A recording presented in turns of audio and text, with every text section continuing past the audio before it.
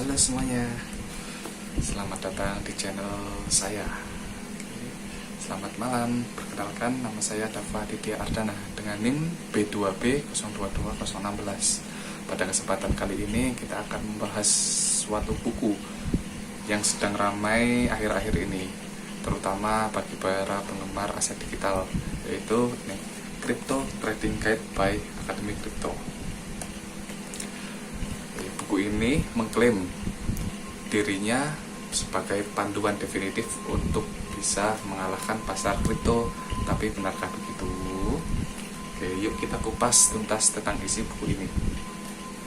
Bahas kelebihannya, kekurangannya, serta apakah buku ini layak untuk kamu baca sebelum terjun ke dunia trading. Oke, isi buku ini dibagi menjadi bagian-bagian penting yang saling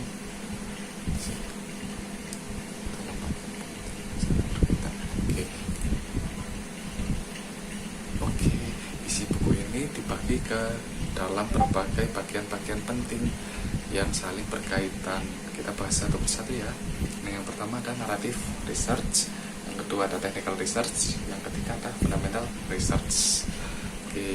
Kita bahas yang pertama, yaitu narrative research. Bagian ini mengajarkan kita bahwa cerita di balik sebuah proyek kripto itu sangat penting. Contohnya narasi seperti decentralized finance atau AI kripto seringkali menjadi faktor utama yang membuat harga token tertentu naik atau turun.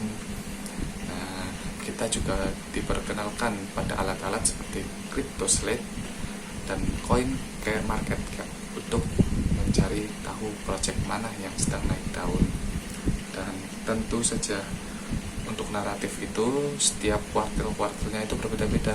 Ada yang kita ambil contoh tahun kemarin aja 2024, itu kuartil pertama itu AI super cycle. Jadi semua naratif yang AI itu pasti akan naik pada di kuartil 1. Untuk kuartil 1 itu di antara bulan Januari sampai Maret. Dan yang kuartil 2 itu biasanya itu naratifnya RWO atau real world asset, RWA, mohon maaf. Real world asset itu yang aset-aset yang ada di dunia nyata yang dikembangkan ke dalam kripto. Kemudian ke analisis teknik atau technical research. Nah, ini cocok buat kamu yang suka grafik. Buku ini mengajarkan cara membaca candlestick, mengenai pola pergerakan harga, dan menggunakan indikator sesuai seperti RSI, Moving Average, MACD, dan lain-lainnya untuk menentukan apakah kita akan membeli atau menjualnya. Teknikal seperti apa? Ini ada di halaman 65. Nanti kita ambil contoh di bagian analisis tren. Berada pada tren yang benar. Sebentar, cenderung lebih sedikit.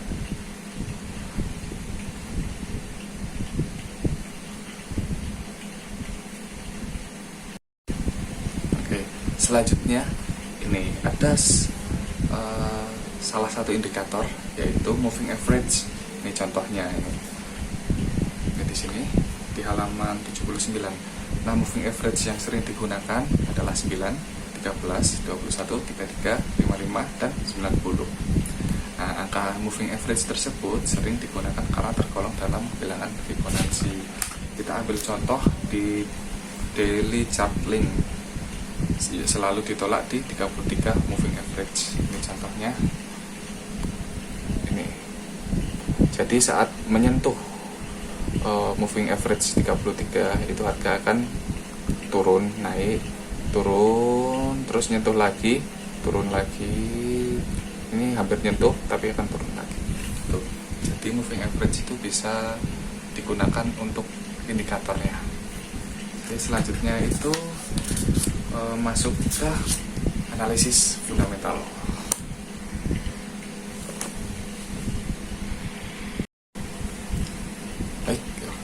Selanjutnya yang ketiga, yaitu analisis fundamental.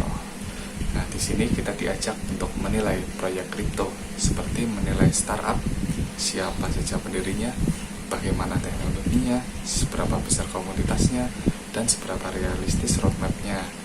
Nah, semua ini penting untuk menentukan apakah aset ini cocok atau bagus untuk diinvestasikan.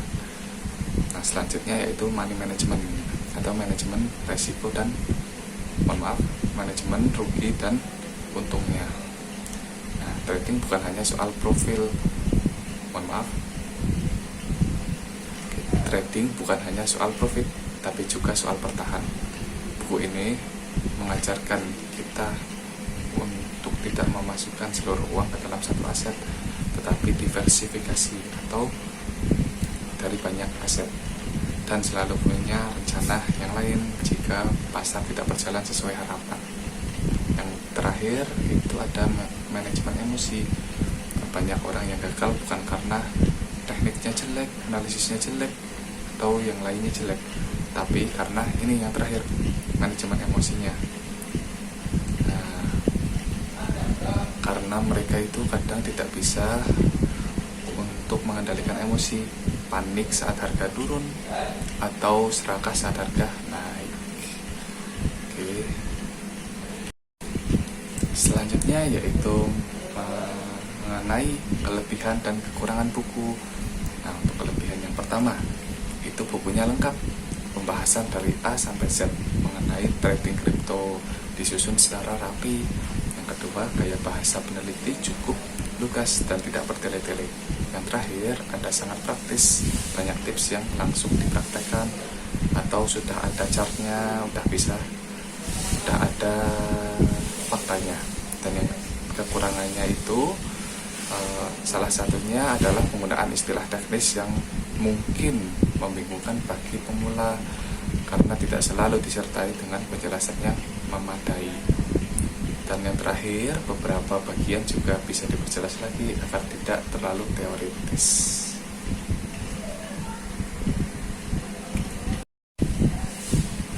Baik, kesimpulannya yaitu Crypto Trading Guide, buku yang layak untuk dibaca oleh siapapun yang ingin terjun ke dunia kripto, baik untuk investasi jangka panjang maupun trading harian.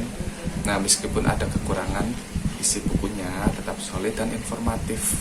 Jika kamu baru memulai perjalanan di dunia kripto, alangkah baiknya untuk membaca buku ini agar tidak tersesat di jalan. Oke, sekian dari saya. Mohon maaf jika ada kesalahan, kekurangan dalam tutur kata saya. Saya mohon maaf. Terima kasih sudah menonton. Assalamualaikum warahmatullahi wabarakatuh.